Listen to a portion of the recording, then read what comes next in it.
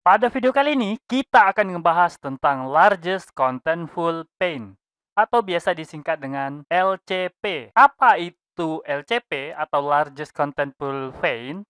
Kemudian apa hubungannya dengan SEO? Lalu bagaimana cara mengoptimasinya? Semuanya akan kita bahas dalam video kali ini.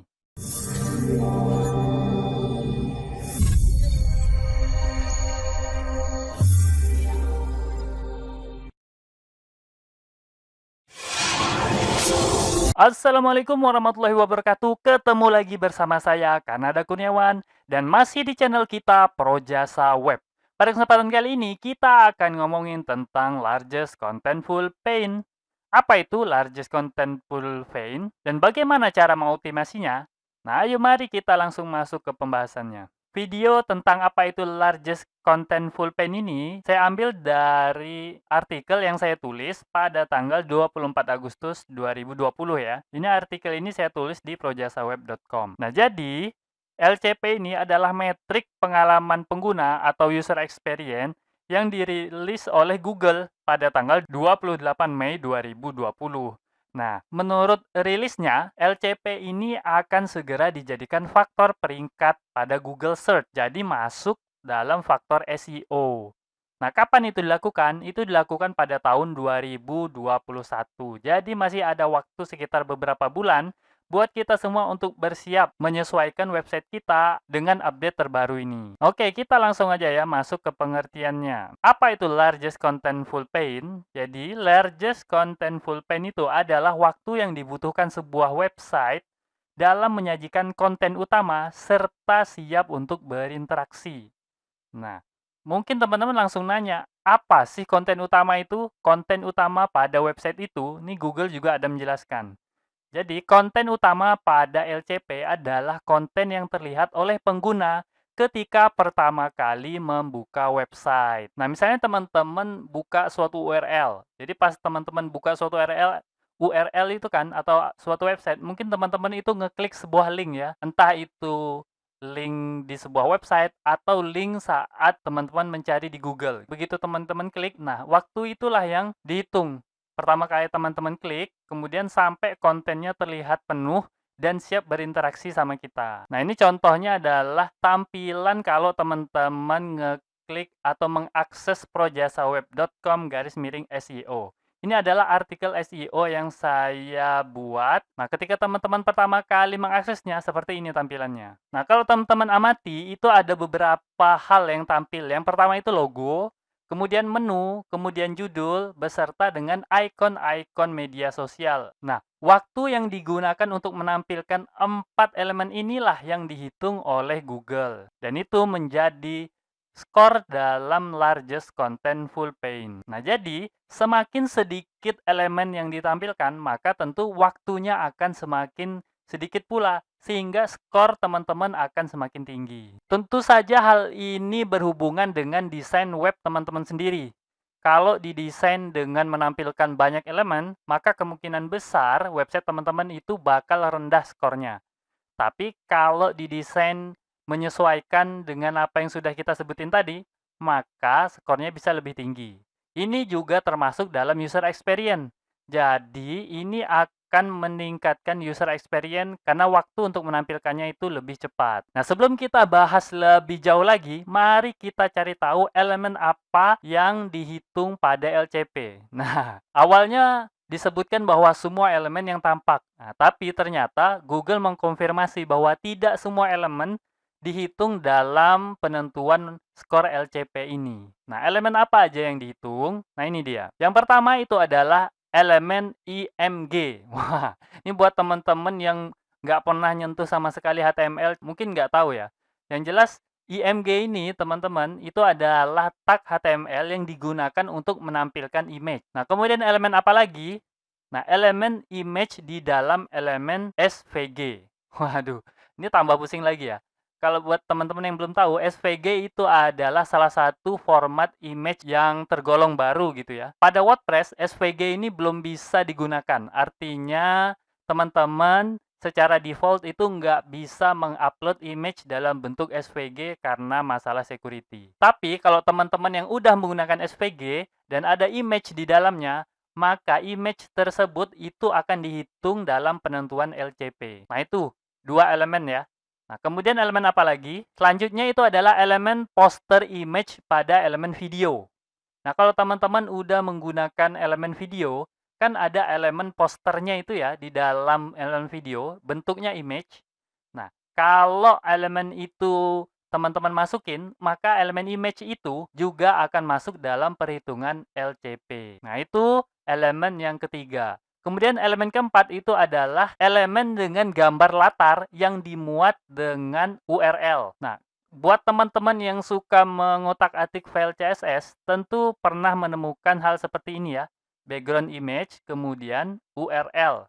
Nah, kemudian HTTP, alamat gambar yang ingin digunakan gitu ya. Nah, yang seperti ini juga termasuk dalam perhitungan LCP. Kalau teman-teman ada menggunakan CSS seperti ini, maka ini akan masuk juga. Kemudian yang masuk itu adalah block level atau inline level element yang berisi tag. Buat teman-teman yang belum memahami perbedaan block level sama inline level, ini ada contohnya ya. Nah, ini ya. Nah, kalau teman-teman pakai div, ini namanya block level. Nah, kemudian kalau teman-teman masukin, nah ini seperti ini, span, maka ini termasuk inline level.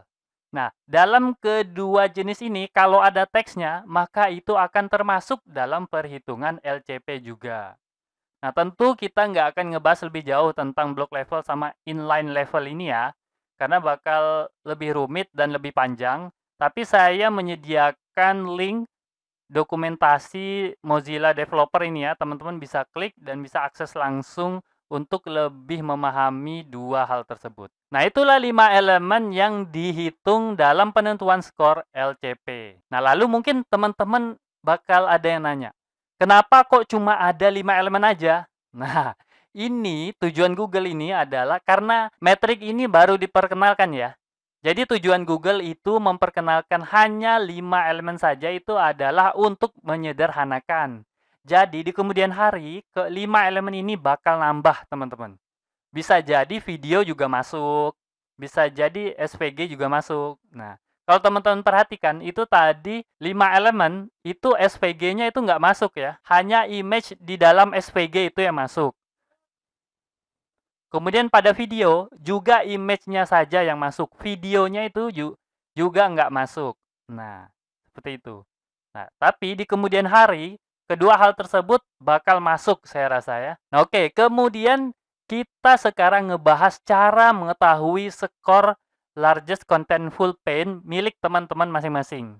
Jadi kalau teman-teman punya website, ingin cari tahu gimana nentuinnya, nah ini ada beberapa cara. Yang pertama itu adalah menggunakan field tool atau tools yang dapat mengukur langsung hasil dari sumber aslinya, yaitu user website teman-teman sendiri. Nah, unik bukan? Jadi, Google itu bisa ngukur langsung dari user website milik teman-teman. Pada browser Chrome itu ditanamkan fungsi untuk mengukur itu semua. Nah, dan kalau teman-teman pengen tahu berapa nilainya, teman-teman bisa akses dari 3 hal ini.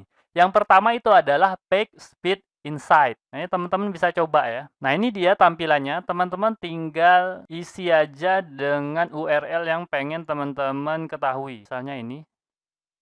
Teman-teman harus tunggu beberapa detik ya. Cukup lama juga nih kayaknya. Nah, ini kalau teman-teman scroll ke bawah, nah ini ada largest contentful paint 4,6 second. Nah, ini dia. Nah, itu tools yang pertama. Yang kedua itu adalah menggunakan Search Console.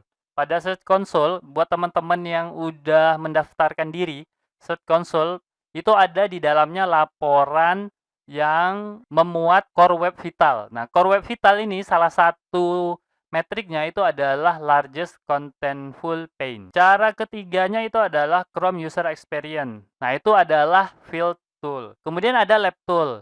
Nah, lab tools ini gunanya buat apa? Nah, ini contohnya seperti ini ya. Buat teman-teman yang udah coba pakai Search Console, cuman datanya itu terlalu sedikit. Akhirnya nggak ada laporan yang bisa ditampilkan. Nah, untuk itu teman-teman bisa gunakan lab tool ini. buat kunjungan yang masih sedikit, teman-teman bisa gunakan langsung ini. Ini nggak perlu nggak perlu kunjungan ya, teman-teman bisa akses langsung. Nah, langsung masukin website teman-teman. Nah, ini ya. Nah, ini teman-teman bisa masukin aja. Nah, bisa dipilih lokasi yang Jakarta. Nah, keren banget kan ya? Share, kemudian klik Start Test. Nah, nanti dalam beberapa detik akan muncul hasil laporannya itu seperti apa. Nah, oke ya. Nah, ini bisa dicoba. Nanti pada deskripsi video ini saya akan cantumkan URL artikel ini. Jadi teman-teman bisa langsung masuk coba ke tiga-tiga dari tools ini ya. Oke, sekarang saatnya kita masuk kepada masalah pada largest contentful paint. Nah, kalau teman-teman nanti uji coba websitenya masing-masing, kemudian melakukan tes, pakai Google Speed Insight misalnya, teman-teman akan sering menemukan beberapa masalah ini, yaitu slow server response, render blocking, kemudian slow resource load time, kemudian ada client side rendering. Nah, bagaimana cara mengatasi keempat masalah ini? Nah, yuk kita bahas sama-sama. Nah, ini perlu teman-teman ketahui ya. Sebenarnya untuk melakukan optimasi harus dengan mengevaluasi langsung website yang bermasalah. Jadi nggak ada resep sakti untuk melakukan optimasi ya. Jadi harus dilakukan per website. Karena masing-masing website itu memiliki script serta konfigurasi yang berbeda-beda. Jadi kadang teknik untuk mengoptimasinya juga berbeda-beda. Nah, tapi secara gambaran besar, secara garis besar, saya bisa berikan beberapa saran untuk melakukan optimasi. Yang pertama itu adalah optimasi pada image. Nah, kalau teman-teman perhatikan, tadi pada elemen yang dihitung pada LCP, 4 dari 5 elemennya itu adalah menghitung image. Nah, jadi teman-teman cukup lakukan optimasi pada image, berarti teman-teman udah menyelesaikan 80% dari sumber masalahnya. Nah, secara teori gitu ya. Karena 4 dari 5 hal yang dihitung itu adalah image. Nah, maka hal yang pertama saya sarankan itu adalah melakukan optimasi pada image. Nah, melakukan optimasi pada image itu gimana caranya? Nah, ini dia. Yang pertama, teman-teman bisa minimalisir ukurannya, lebarnya sama panjangnya gitu ya. Kalau teman-teman hitung, bisa jadi image yang teman-teman upload, itu lebih besar daripada kebutuhannya. Apalagi kalau teman-teman upload langsung dari kamera digital atau dari HP, itu biasa ukurannya udah gede banget gitu. Dan terkadang pada website, image yang gede itu nggak diperlukan. Nah, bisa jadi teman-teman hanya perlu image dengan ukuran 1000 pixel aja. Nah, sedangkan kalau hasil dari HP atau bahkan kamera digital itu bisa beribu-ribu, bisa 3000 pixel, bahkan lebih. Nah, itu yang akan memberatkan atau bikin website teman-teman menjadi lambat. Nah, yang kedua, teman-teman bisa lakukan kompresi. Dari ukurannya yang 1 mega, bisa teman-teman kompres sehingga ukurannya bisa lebih kecil. Kalau ingin contoh, ini bisa teman-teman lihat ya pada blog ini. Nah, ini bisa teman-teman lihat bahwa gambar ini kurang dari 100 kilobyte. Ini cuma sekitar 60-an kilobyte ya. 60 lebih lah, hampir 70 kilobyte. Nah, ini contoh dari optimasi pada image. Oke, kemudian yang ketiga itu adalah utamakan editing offline. Jadi usahakan image-image yang ingin teman-teman tampilkan pada website itu lakukan editing secara offline. Jangan lakukan secara online langsung pada website teman-teman. Kan ada itu ya, kayak WordPress itu bisa melakukan editing langsung pada image ya. Jadi, saya tidak menyarankan teman-teman menggunakan fitur tersebut. Karena apa? Karena hasil dari editing image tersebut kadang-kadang ukuran filenya besar banget. Jadi, solusinya itu lakukanlah editing secara offline atau di komputer teman-teman sendiri. Diedit dulu, benar-benar sudah dikecilin ukurannya, kemudian dikompres, baru teman-teman upload. Nah, itu ya. Itu beberapa cara yang bisa dilakukan untuk optimasi image. Nah, yang kedua itu adalah melakukan optimasi pada CSS. Teman-teman hanya perlu menggunakan CSS yang diperlukan. Jadi dibuang semua CSS yang tidak diperlukan. Kemudian teman-teman bisa melakukan minify pada CSS. Dan jika diperlukan, teman-teman tunda untuk ngeload CSS yang nggak penting. Nah, teman-teman harus paham benar website teman-teman ya, yang mana CSS yang diperlukan, yang mana enggak. Nah, gimana menundanya? Nanti mungkin kita bahas pada video yang lain ya. Ini juga terlalu teknis, mungkin agak panjang untuk membahasnya. Nah, oke, yang kemudian adalah melakukan optimasi pada JavaScript. Sama juga kayak CSS, JavaScript ini teman-teman perlu hapus kode yang tidak digunakan. Kemudian lakukan minify, serta lakukan kompresi pada JavaScript. Kalau diperlukan, JavaScript-nya juga ditunda untuk ngeload-nya. Nah, kemudian apalagi setelah optimasi CSS dan JavaScript, apalagi yang bisa teman-teman lakukan? Nah, ini ada pilihan yang terakhir sebenarnya. Karena apa? Karena pilihan ini adalah pilihan yang mahal. Ya, teman-teman bisa beralih server, artinya gunakan server yang terbaik. Kenapa mahal? Karena server yang baik itu biasanya memang harganya mahal. Saya menyarankan teman-teman menggunakan VPS, Google Cloud atau AWS, bisa juga DigitalOcean, itu juga bagus. Nah, tapi memang ini pilihan yang lebih mahal lah ketimbang set hosting yang biasa. Buat teman-teman yang nggak bisa menggunakan VPS atau beberapa hosting yang agak mahal ini, teman-teman nggak apa-apa menggunakan set hosting, tapi harus dipilih set hostingnya yang betul-betul terbaik. Misalnya, teman-teman pilih servernya itu Nginx atau Lightspeed. Kalau bisa, gunakan yang SSD. Akan lebih baik lagi SSD jenis NVMe. Nah, kemudian cari yang memorinya besar. Nah, seperti itulah kira-kira ya. Kalau untuk memilih hosting ini memang agak panjang bahasanya. Mungkin ada yang berpendapat bahwa hosting luar negeri itu lebih bagus gitu ya. Enggak juga. Karena ada beberapa sekelompok hostingan yang itu dikelola oleh grup besar hosting yang terkenal jelek banget gitu. Itu juga ada hosting-hosting yang harus dihindari ya. Khusus untuk hosting-hosting Indonesia itu biasanya udah cukup baik, tinggal teman-teman tes aja pelayanannya. Ada juga pelayanan yang abal-abal, itu juga bahaya untuk kedepannya. Nah, itulah beberapa hal yang bisa teman-teman lakukan untuk melakukan optimasi LCP ini, Largest Contentful Paint. Nah, kita sampai pada kesimpulan ya. Jadi kesimpulannya, Largest Contentful Paint ini akan menjadi salah satu faktor SEO. Jadi, Anda harus memberi perhatian yang lebih pada hal ini. Lakukan optimasi sesegera mungkin karena Google akan menerapkan metrik ini mulai tahun 2021. Nah, oke, mungkin itu aja yang bisa saya sampaikan dalam video kali ini. Saya berharap semoga video ini bermanfaat buat Anda.